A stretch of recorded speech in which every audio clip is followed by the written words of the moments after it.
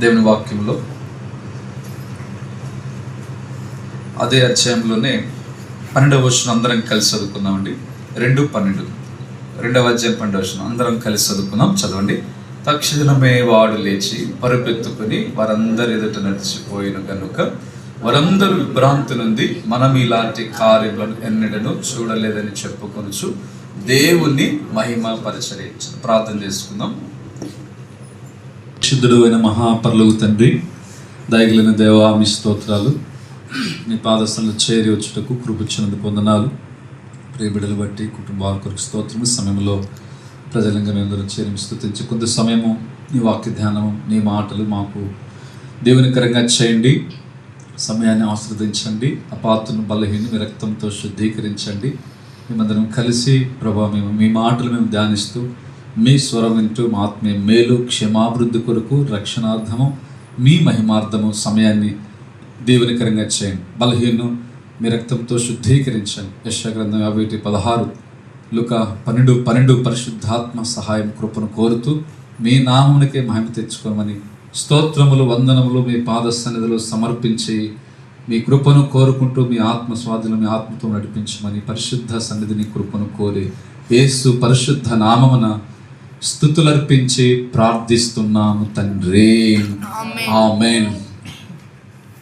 ప్రభువైన యేసుక్రీస్తు నామమున అందరికీ కూడా శుభవందనాలు తెలియపరుస్తున్నాం. మంచిది.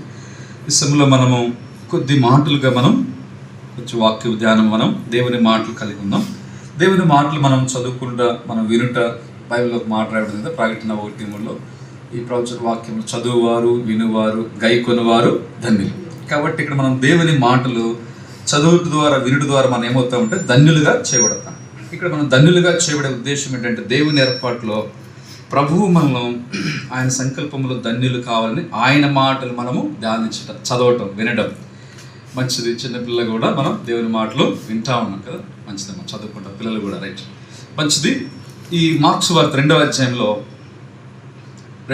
మనం చూస్తే దయచేసి ఇక్కడ ఒక మాట మనం చూస్తాం. దేవుణ్ణి మహిమపరచరి, దేవుణ్ణి మహిమపరచరి అంటే దేవుడు మహిమపరచబడుతున్నాడు. ప్రతి కార్య విషయంలో కూడా దేవునికి మహిమ కలగాలి. అసలు దేవుడు మహిమ అనే మాట కూడా ఎందుకు అంటే ఆయన యెషయా గ్రంథంలో రాయబడింది 43 ఆయన మహిమ నిమిత్తమే మనలను సృజించినాడు లేదా పుట్టించినాడు, కలుగు చేశాడు. అంటే దేవునికి మన ద్వారా మహిమ కలగాలి. మన జీవితాల ద్వారా మన అపోస్తలుడు పౌలు అంటాడు గలతీ పత్రిక 1:8, నన్ను బట్టి వారు అనేకులు దేవుణ్ణి మహిమపరచది. మత్తయి సువార్త 5వ అధ్యాయంలో కొండ మీద ప్రసంగంలో మీ సత్క్రియలను చూసి పరలోకమందున్న దేవుణ్ణి మహిమపరచినట్లు మీ వెలుగు ప్రకాశింపనివిడి. అంటే ఈ రీతిగా మనము ప్రభువుని కీర్తనలు రాడింది, స్తుతియాగం అర్పించుచున్నవాడు దేవుణ్ణి మహిమపరుస్తున్నాడు. అంటే దేవుణ్ణి మహిమపరచడానికి మొట్టమొదటిగా ఆయన మనల్ని పుట్టించిన దేవుడు, ఆయన మహిమ కోసం మనల్ని పుట్టించాడు. అందుకే దేవుని గ్రంథంలో ఏమి రాబడిందంటే లూకాసు వార్తలో యోహాను సువార్త ప్రభు అంటాడు, ఈ వ్యాధి మరణం కొరకు కాదు కానీ దేవుని కుమారునికి ప్రత్యక్షమయ్యి దేవుని మహిమ కొరకు వచ్చినాయి. కొన్ని పరిస్థితులు మనకు సంభవించేవి కూడా ఆయన మహిమ కొరకని మనకు లేఖనాలు చెబుతూ ఉన్నాయి. ఫైనల్గా దేవుడు మహిమ పరచడానికి ఆయన అర్హుడు, ఆయనకు మహిమ కలగాలి. ఇక్కడ మనము ఈ అధ్యాయం మనం చూస్తామండి, దయచేసి చదవండి. ఇక్కడ మనము ఒక మాట మనం చూస్తాం. 2వ అధ్యాయము 1వ వచనం చదవండి. 2వ అధ్యాయం 1వ వచనము. కొన్ని దినములైన పిమ్మట, కొంచెం సౌండ్ తగ్గించము, ఆయన కపెర్నహూములోనికి వచ్చాను, ఆయన ఇంట ఉన్నాడని వచ్చినప్పుడు కొంచెం వాకిటనైనను చాలు. ఇక్కడ మనం చూస్తే యేసుక్రీస్తు వారు ఉన్న ఇల్లు, యేసు ప్రభు ఉన్న ఇల్లు. ఇక్కడ యేసు ప్రభు వారు ఆ ఇంటిలో ఉన్నాడు. ఇక్కడ ఈ ఇల్లు ఎలాగుండాలని దేవుడు ఆశిస్తుందంటే, మనము బైబిల్లో వస్తే ఇల్లు, గృహాలు దేవుని గృహములుగా, అంటే ఇక్కడ మనకు ఓన్ హౌస్ కాకపోయినా రెంటెడ్ హౌస్ అయినా ఏదైనా ఆ ఇంటిలో ఇక్కడ మనము ఏ విషయాలు కలిగి ఉండాలని దేవుని వాక్యం, అది ఎలాంటి గృహాలు ఉండాలని దేవుడు ఆశిస్తున్నాడంటే, మొదటగా మనం చూస్తే పరిశుద్ధ గ్రంథంలో దేవుని వాక్యం రాబడింది. గలతీ 6:10లో విశ్వాస గృహమునకు చెందిన వారు, the house of faith, the house of faith, విశ్వాస గృహం అంటే విశ్వాస గృహమునకు చెందిన వారు. అంటే విశ్వాస గృహము చెందిన వారం అంటే ఎలాగా? మనము విశ్వాసులముగా, దేవుని యందలి విశ్వాసులముగా, దేవుడు విశ్వాసకర్త అయిన దేవుడు, ఆయన యందలి మనం ఏం చేస్తుంటే విశ్వాసం. ఎవరు విశ్వాసం ఉంచాలంటే తన ఎందరికి వారందరికీ తన నామమునందు విశ్వాసం ఉంచిన వారు. అంటే వాస్తవానికి భూమి మీద ఉన్న ప్రజలందరూ కూడా దేవుని యందు ఏం చేయాలంటే విశ్వాసం ఉంచాలి. దేవుని యందు విశ్వాసం ఉంచాలి. కొన్ని సందర్భాల్లో దేవుడు లేడని చెప్పేవారు కూడా భూమి మీద ఉన్నారు. వారిని నాస్తికులని, కొంతమంది హేతువాదులని ఉంటారు.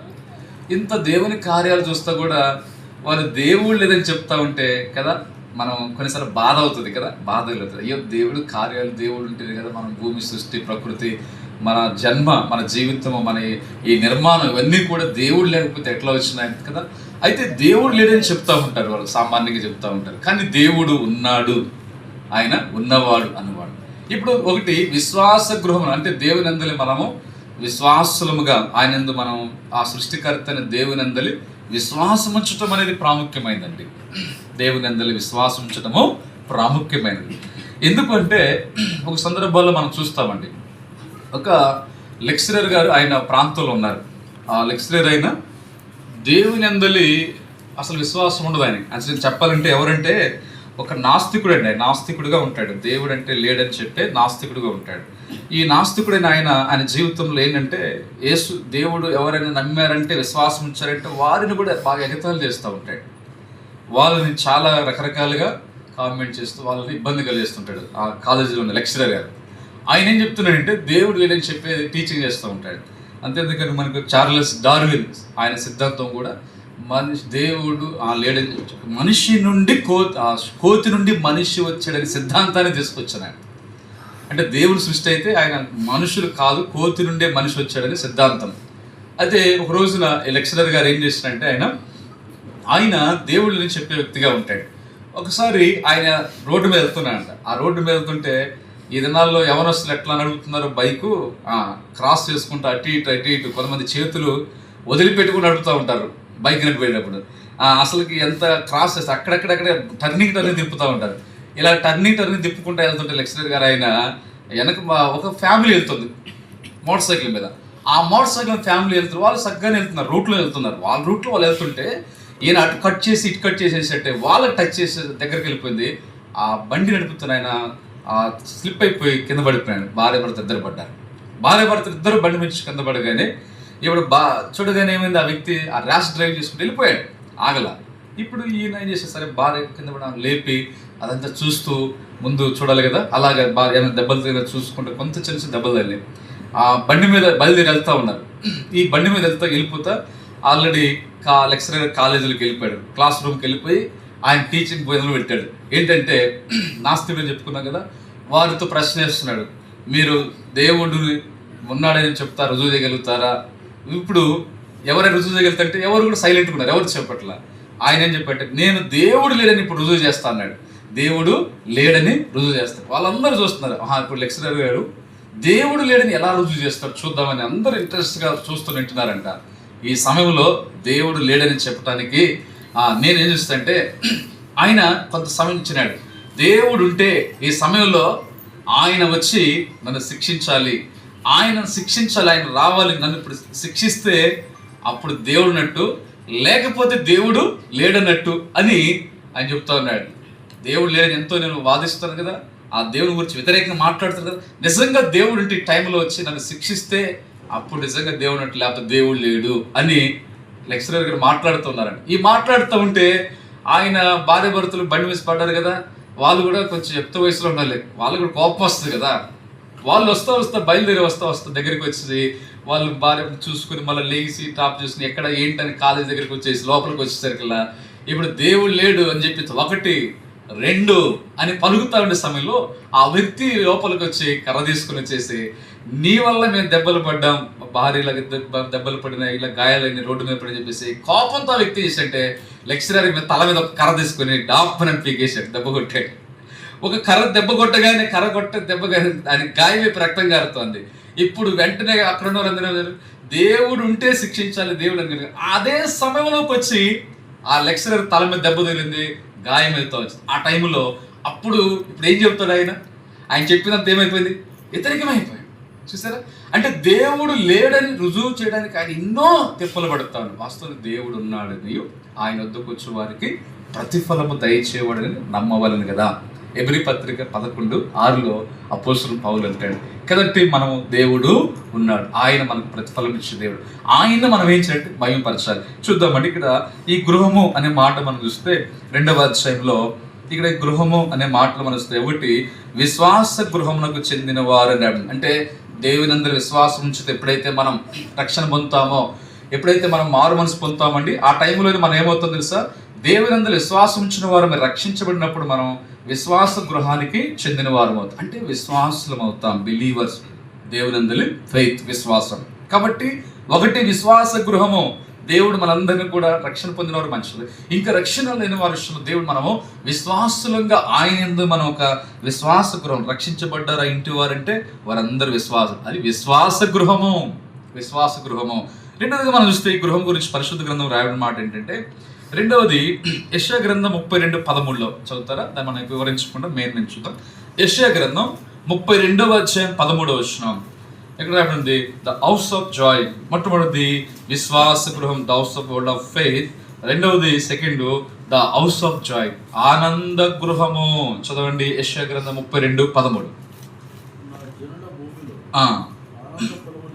ఆనందపురములోని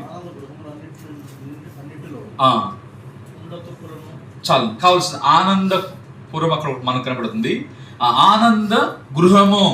కనుక రెండవది ఏ గృహం అంటే ఆనంద గృహం. ఎప్పుడైతే మనం దేవునిందలి విశ్వాసం ఉంచుతామో, రక్షణ పొందుతామో, రక్షణ పొందిన తర్వాత మనకు దేవుడు ఏమిస్తుందంటే, రక్షించబడ్డ వారి జీవితంలో ఏముందంటే చెప్పనాశక్యమైన మహిమాయుక్తమైన సంతోషం, ఆనందము ఉంటుంది. కాబట్టి రెండవది ఆనంద గృహముగా. కనుక రక్షించబడిన తర్వాత దేవుడిచ్చే ఆనందం వేరండి. సంతోషము మనకు పైకి వ్యక్తపరుస్తూ కనబడుతూ ఉంటుంది. ఆనందం అనేది అంతరంగానికి సంబంధించి, అంతరంగంలో మనం ప్రభువుని కలిగి ఉంటే రెండవది ఆనందం అనేది ఆనంద గృహముగా. మన గృహాలు దేవుడు ఆనంద గృహము. ఒకటి విశ్వాస గృహం, రక్షించబడిన విశ్వాసుల గృహం. రెండవది ఆనంద గృహం. మూడవది పరిశుద్ధ గ్రంథంలో మనం చూస్తే మూడవ మాటగా దేవుని గ్రంథంలో మనం చూస్తాం. 1 కొరింథీ 3:9 ఉంటుందండి. 1 కొరింథీ 3:9 ఏమంటే, we are God's building house, లేకపోతే గాడ్స్ హౌస్, దేవుని గృహము.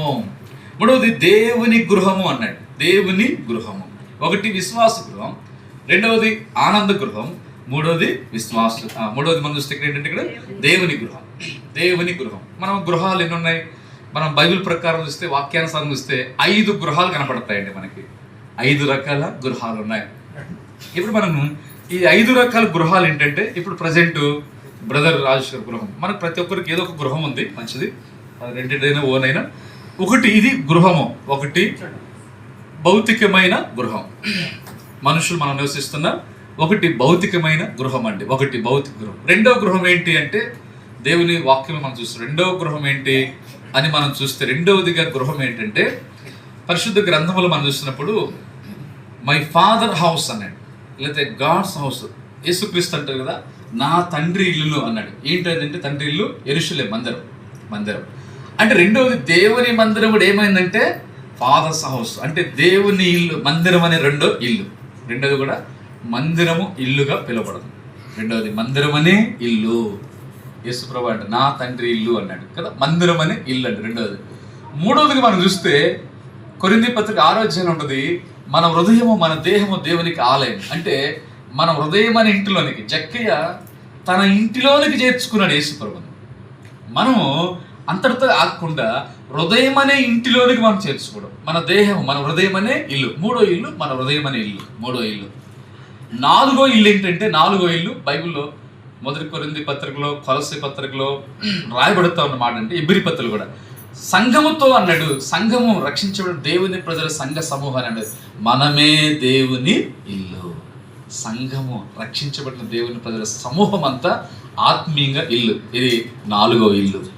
5వ ఇల్లు ఏంటంటే, 5వ గృహము యేసు ప్రభువారు చెప్పాడు యోహాను సువార్త 14వ అధ్యాయంలో, నా తండ్రి ఇంట మీకు అనేకమైన నివాసాలు ఉన్నాయి. అది ఎక్కడ? తండ్రి ఇంట ఎక్కడంటే పరలోకం. ఇప్పుడు మనకు 5 రకాల గృహాలు వచ్చేసినాయి. ఒకటి గృహము భౌతికంగా మనం నివసించే గృహాలు, రెండవ గృహం ఏంటంటే ప్రార్థనా మందిరం అనే రెండవది ఇల్లు, దేవుని ఇల్లు, రెండవది మందిరం. మూడవ గృహం ఏంటంటే మన హృదయం అనే ఇల్లు, మూడవది. నాలుగవది సంఘం అనే దేవుని ప్రజల ఇల్లు, సంఘమే ఒక ఇల్లు, ఆత్మీయ ఇల్లు. ఐదవది పరలోకములో ఇల్లు ఉంది. కాబట్టి 5 రకాల గృహాలు ఉన్నాయి. కాబట్టి దేవుని బిడ్డలుగా మనం చూస్తే ఈ 5 రకాల గృహాల్లో గాడ్స్ హౌస్, దేవుని గృహము అని కలుస్తాం. మనందరము ఒక దేవుని గృహముగా చేయబడ్డం ఎంత గొప్ప సంతోషకరమైంది, ఆనందకరమైంది. అలాగే మనం 4వది పరిశుద్ధ గ్రంథంలో మనం చూస్తే, దేవుని గ్రంథంలో మనం చూస్తే మత్తయి సువార్త 11:8 ఉంది. ద కింగ్స్ హౌసెస్ అని రాయి ఉన్నాయి. రాజుల గృహము, రాజుల గృహము. ఒకటి విశ్వాస గృహము, రెండవది ఆనంద గృహము, మూడవది దేవుని గృహము, నాలుగవది రాజగృహము. అయితే ఇప్పుడు మనం చూస్తూ వచ్చినాం. అయితే మార్కు సువార్త 2వ అధ్యాయంలో ఈ భాగాన్ని మాత్రం మనం చూద్దామండి. ఈ భాగం మాత్రం చూద్దాం. 2వ అధ్యాయం భాగాన్ని చూద్దాం. 2వ అధ్యాయం మార్కు సువార్త 2వ అధ్యాయం. ఈ మార్కు సువార్త 2వ అధ్యాయంలో ఈ 12 వచనాలు, ఈ పారాగ్రాఫ్ ఒక భాగం. ఈ భాగమును మనం ధ్యానం చేసినట్లయితే ఇక్కడ ఈ వాక్యాన్ని ధ్యానించినప్పుడు 7 ప్రాముఖ్యమైన సంఘటనలు మనకు కనబడుతున్నాయి. ఈ గృహములో 7 సంఘటనలు కనబడుతున్నాయి.